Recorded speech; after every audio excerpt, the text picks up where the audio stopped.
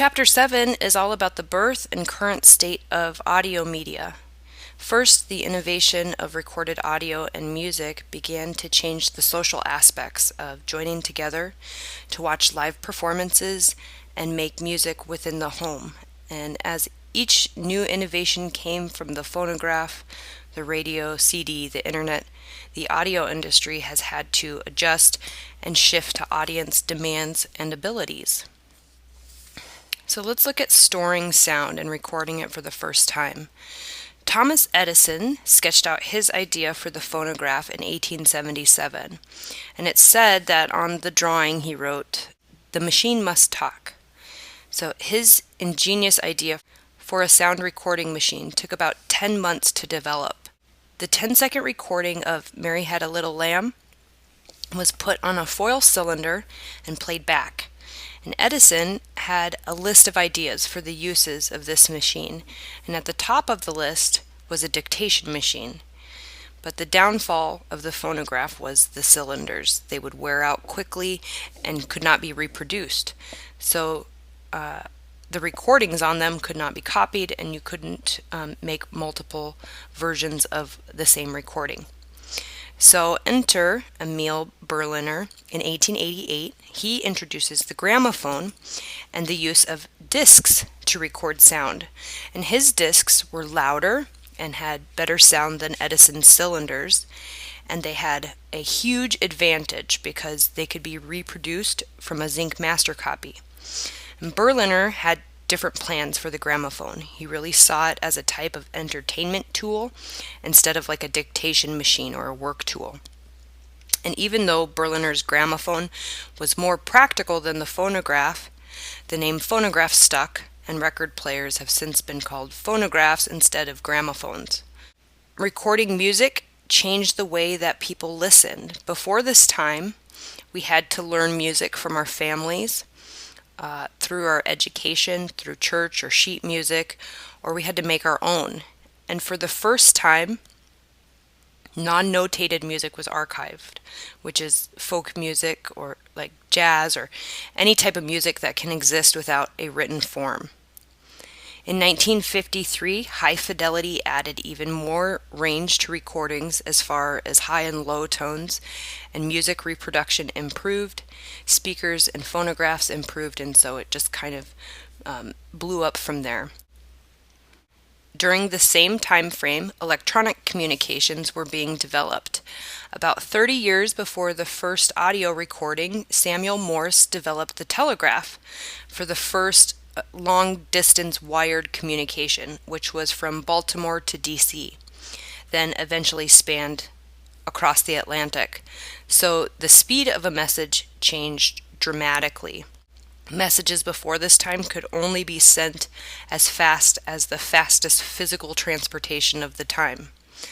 Then, shortly after Berliner invented the gramophone, where sound could be mass-produced, Marconi introduced the wireless telegraph in the 1890s, so things were falling into place for radio and the mass production of recorded music.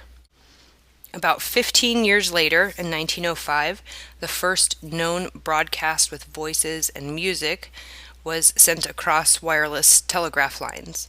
The telegraph operators up and down the Atlantic coast heard Christmas poems and carols, and this was the beginning of broadcast, but it still took quite a while for everything to fall into place perfectly for radio to explode the way that it did.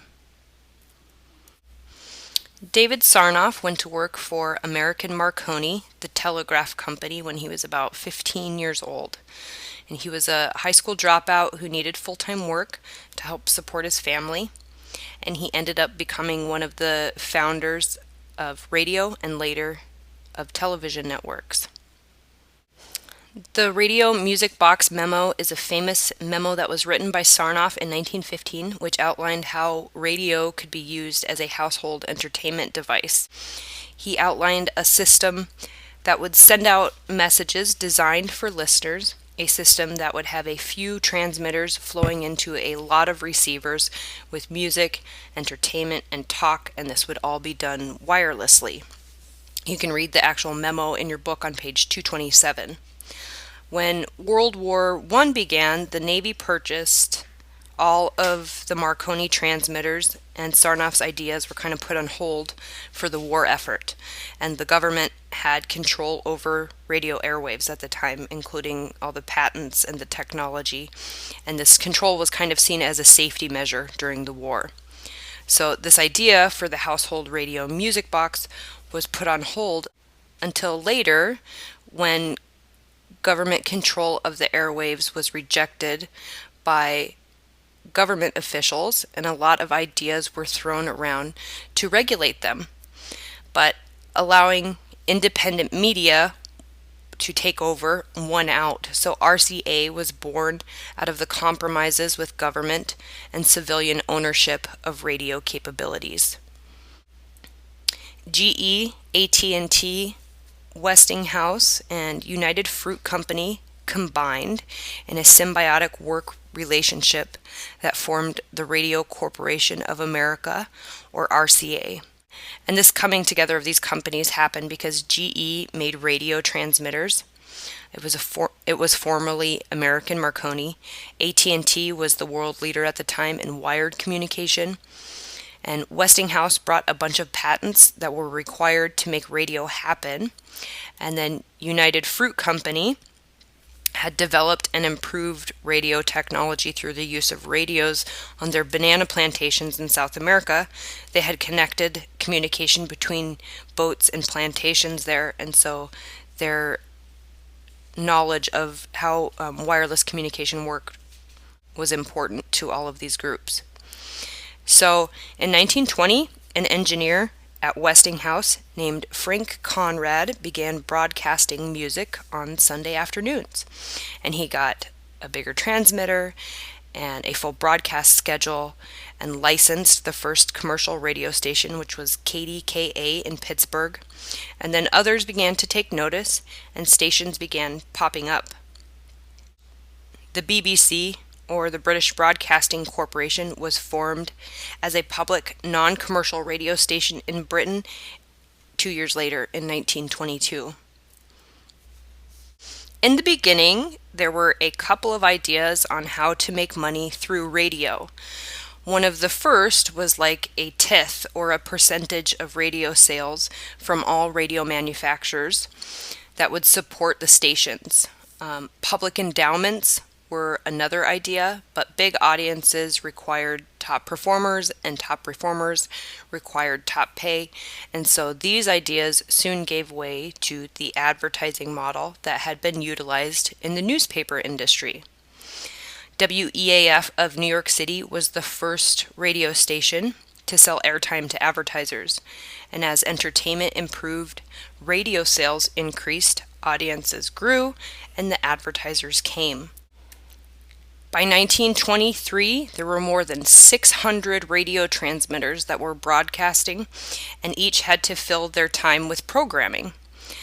David Sarnoff pioneered the idea of network programming at this time, and his ideas saw networks as a way to provide common programming to a large group of stations within their network, instead of producing individual programming for many, many stations. Sarnoff was with RCA, which created NBC, or the National Broadcasting Company, in 1926. There was an NBC Red and an NBC Blue, and they were the two networks that provided content for various radio stations as programming. NBC finally got some competition when CBS was formed in 1928.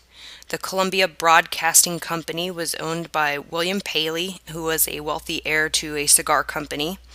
Paley purchased UIB, a failing broadcast company, and then he renamed it CBS and looked at the stations as a source for advertisers to push their products.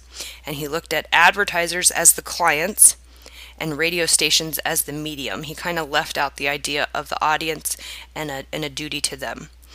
But his formula was very successful, and CBS really began to grow. NBC lost an antitrust suit which deemed that the amount of stations owned and programmed by them was unlawful, like an unlawful monopoly, and they had to split NBC Red and NBC Blue. One became the American Broadcast Corporation, or ABC, and the other remained NBC. So the healthy competition between NBC, ABC, and CBS spawned growing audiences, improved the programming, and brought in a whole bunch of advertising revenue. And this is what spawned what was called the Golden Age of Radio. The Golden Age of Radio was this period of time from the late 1920s to the 1940s when radio was the main source of entertainment that everybody listened to. Everybody listened to radio programs, and new forms of entertainment were built that still last today and even crossed over into television in many cases. Live music, recorded music, popular and classical were common, as well as shows. Dramas and action shows got their start here, like The Lone Ranger, Little Orphan Annie, and The Shadow was an action show that gained popularity in a radio format. This was also the beginning of the soap opera, which was one of the first types of entertainment that was targeted at women. And the soaps got their name from the advertising that filled the spaces between the segments, which were also geared at women of the time and consisted of things like household cleaners and soap and products that would appeal to women of that time. Radio soap operas didn't really begin to falter in ratings on the radio until they were transferred to TV in the 1950s, and then they had an extremely long run in that format, and many are still on. And some have recently ended, and new ones have joined the soap crew. There's magazines devoted to soap operas, to the characters, the storylines, and they're just wildly popular. Amos and Andy was the first nationally broadcast daily drama on radio, and it came out in 1926. It was the story of two African American men, but the writers and the actors were white. So it was controversial but popular. It was created by white people for mainly white audiences, but this was the first time that the black middle class was represented in the mass media. And the writers kind of took liberties with the scripts and seemed to kind of make fun of the characters a lot of the time. But despite how controversial the show is, the importance of Amos and Andy lies in the idea that many Americans at this time were not aware of the growing middle class of Black America. And the show really normalized that idea within society. And beyond the fact that the writers of the show kind of created a caricature of daily life and wrote dialogue that would offend modern audiences, it was an important step in society and entertainment at the time. The BBC was created as a public service in 1922. Instead of the entertainment model taken up by the US, British Broadcasting used the radio waves to spread culture and news. When World War II began around 1939, the BBC became an international voice protesting the Nazis. They began to broadcast on shortwave radio bands, which allowed them to broadcast around the world, and they began broadcasting in 40 languages. During the Nazi occupation in Europe, it was a punishable offense to be caught listening to the BBC. Now, the BBC reaches 95% of the world's population through a long history in shortwave broadcasting, FM, now the internet, and satellite, which have really widened their reach even further and by expanding into television. The BBC is an important news source for many countries with really spread out populations like in Africa, and they even are working on an Arabic language channel as well in Africa. So since the golden age of radio and the advent of TV and internet, broadcast radio has really moved away from being the main source of mass media and into being more of a background companion for society. We listen to the radio in our cars, at work, and at home, and we we usually listen to the radio while we're doing something else instead of the old way where we would gather together around the radio to find out what was happening in the world and get entertained. So with each new innovation in the way we listen to music, the traditional experience of music as a social experience became less common. Before devices for recording and playing music, it was an activity. Families and neighbors and communities would come together and they would play and sing and enjoy music in a social situation. And now musicians are usually very separate from the audiences that listen to them, and they may never even see most of the people who are fans of what they do. The personal connection of the player with the audience and the songs themselves has really just dramatically changed, and now it's become more of a personal experience. As with the invention of the Sony Walkman in 1979, we had the first device that was created to listen to music alone, and it helped create the idea of personal soundtracks. And when it first came out, it was really expensive, but as the prices lowered, consumers grew, and pretty soon it was common practice to exercise, walk, ride on the bus, do a lot of things with a personal soundtrack playing in your ear. And it cut you off from the noise of the environment.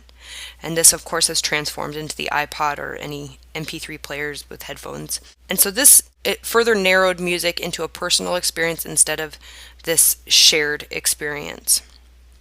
Some critics argue that the isolation created by these devices has chipped away at social connections in society, while others maintain that it has created a way to personalize our own media experience and contributed to this whole idea of personalized media, which is a really popular and prevalent idea on the internet today.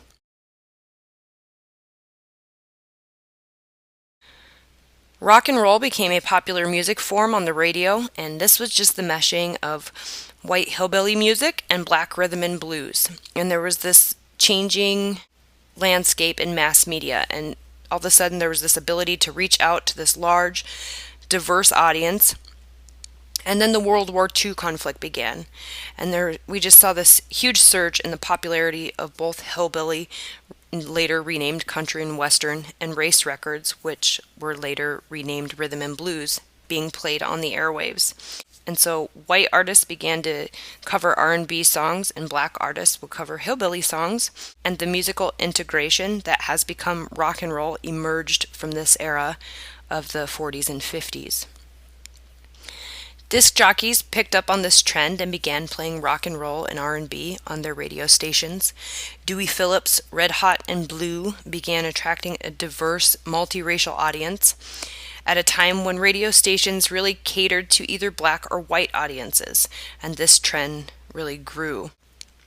Elvis and Chuck Berry are often noted as the beginning of rock and roll, and what they had done was just borrow from hillbilly and R&B music, intertwined it into their style, and created a new genre of music. Motown was founded by Berry Gordy Jr. It was an important record company in the musical history of America. It was one of the most successful independent record labels, as well as one of the most successful black businesses of the time. Motown moved black music to the mainstream and formed this important cultural shift in the idea of race relations in a really turbulent time in the United States. Live shows became increasingly multiracial gatherings, and Motown launched icons like Marvin Gaye and the Supremes. In 1988, Motown, like most independent media companies, was absorbed into a larger entity, Boston Ventures, for $61 million, and then into Polygram in 1993 for $301 million, and it's now just a very small unit within Polygram. The British invasion began in 1963 with this rougher sounding rock and roll coming out of Britain. And so why it was called the invasion is because in 1963 there was one British band on the US Billboard charts. Then by 1964 there were 34. So it included bands like the Beatles, the Who, the Rolling Stones, Dusty Springfield, and the Hollies, and a lot of others. The Beatles, as most of us know, became infamous for large groups of wild girls screaming at them wherever they went, and this was one of the catalysts for the concept album. And a concept album is a themed album that is meant to be played all the way through, and it has a theme or a story attached to it. And some of the most famous of these are Dark Side of the Moon by Pink Floyd, with its focus on isolation and paranoia and angst, and then later Ziggy Stardust, Rush, and many, many bands created themed albums after the Beatles. So Sgt. Pepper's Lonely Hearts Club Band was actually spawned by these screaming girls, which drove the band into the studio literally because they couldn't even hear themselves playing during a live show over all the screaming masses. So the concept album and increased studio time gave rise to the importance of the producer within the music industry. Producers put together the album playlists, songwriters, musicians, and technical team that create the sound of an album, and even the story, as in the case with the concept album. And this role of the producer became even more important with technology changes in the 70s. Disco, rap, house, and techno music is heavily produced and dependent on technology and producers. So in this genre, the artists were kind of secondary, and many had more style than raw musical ability like the bands before this time. So disco was an important moment in music history because it spawned pop, which in turn splintered off into many genres and pushed Black and Latino music into very commercially viable realms like never before, and it even had an influence on the rave scene and modern independent club DJs.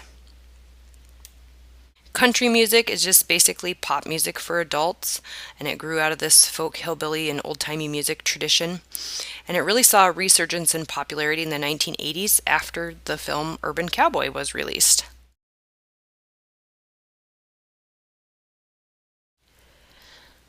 One of the criticisms of the music industry has been concerns about how it affects young people with lyrics, with a lot of groups and parents not liking lyrics, and rap and hip hop, rock and roll have all attracted a lot of controversy, and there's this underlying fear that there's hidden lyrics or backwards lyrics or hidden messages within the music that causes people to do bad things. And then our rating system, parental advisory, and these types of things came out of middle class white parents' concern about the effects of like rap music on their children.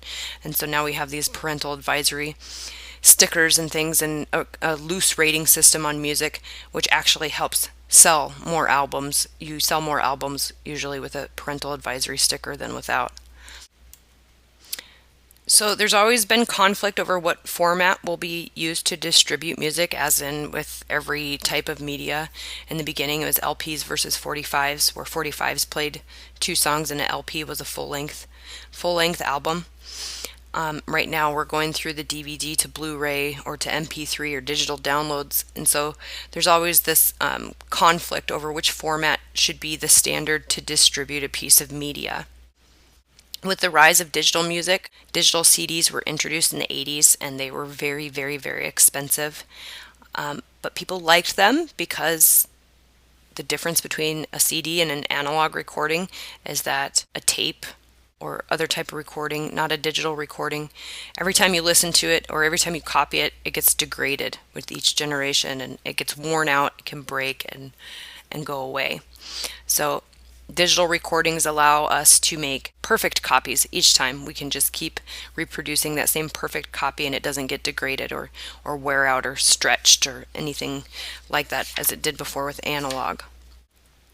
Right now, with the internet and the past couple of decades with that being available, there's been some consequences in this transition to digital recordings.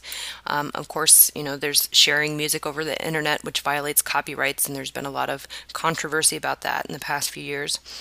But artists are starting to use the internet to their advantage. A small band can promote their music directly to consumers, and they can bypass recording labels. So it's kind of like in the book industry how you can self-publish. You can self-publish your music and you can promote your own music. You can give it away for free to get people to come to your shows and to buy your albums. And so there's a positive side to this, and there was so much negative attention spent on the copyright laws when everybody was beginning to share. But I think it's starting to even out, and we're starting to see that just by people being aware that they can get your content that can help you make more money. Musicians are also branching out into other ways to make money, such as micropayments, where they sell little pieces of their media for a low price, and products, t-shirts, posters, other items that generate revenue. So here are some of the popular formats in the radio business right now. Country is number 1. News, talk, and information radio is number 2. Adult contemporary falls in at number 3. Top 40 music is at number 4. And then classic rock is at number 5. Spanish language broadcasting has really been growing in popularity. There was 870 stations counted that were broadcasting in Spanish in 2007. And it just keeps getting more popular. They're also flopping over into multiple formats, including sports channels, information channels, talk radio, and music. So it's the same story with radio as other types of media. Consolidation. They get sucked up into bigger and bigger companies.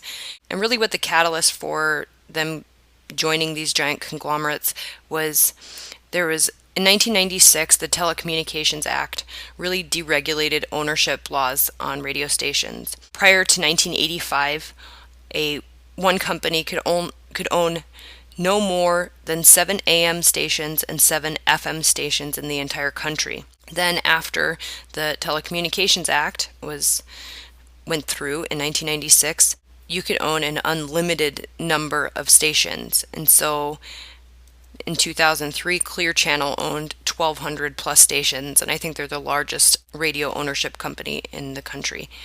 So it was deregulated, and then large corporations started buying huge amounts of stations. And then we have some public radio, like NPR, which was founded in 1967. And public radio is just partially funded by the government, partially funded by audience participation and donations. And they reach a really huge audience through shows like All Things Considered, Morning Edition, and then their website is a huge part of what they do now. They try to report news on their website that ties into all of their shows, and you can listen to live music recordings, watch debates, listen to radio talk show hosts do in-depth coverage and investigative reporting on interesting ideas. So the future of radio it's definitely going through a transition. Nobody really knows where it will end up. High definition is kind of the new wave in broadcast radio, but not very many people have high definition receivers, and so it hasn't been as successful. Then we also have satellite radio. XM and Sirius came out, and they were both struggling. And as they were kind of falling apart, they decided to merge, and now it's Sirius XM, and it's one company that you pay a subscription to. It's kind of like cable for the radio, and you can listen to it anywhere. You don't have to be within range. So this is kind of where it's heading, but nobody knows where it will end up because of the internet. Now we can webcast. You can stream radio stations over the internet, or you can make your own radio station if you feel so inclined, or podcasting. In podcasting, you can download programs and take them with you on the go, and you don't need to listen to the radio. So there's something out there for everybody within this long tail online marketing of broadcasts. And so broadcast radio is kind of splitting into these different ideas of clearer sound, better sound, satellite subscriptions, and the long tail of the internet. So it's kind of splintering off in a lot of directions, and nobody knows where it will end up. Right now, because of the transition, CD sales are, of course, declining because we don't really need them with our MP3 players. Pirating and illegal file sharing is very common. And so artists are branching out and trying to find new ways to make money, and they do that through touring, selling merchandise, doing commercial endorsements like endorsing a product or product placement within their videos, direct sales of music to the consumer over the internet. And these are just some of the avenues that artists are taking to try to earn money and stay profitable as a musician. So that's all I have for you today on Chapter 7. I look forward to seeing you in class. Thanks. Here are your study guide questions for Chapter 7.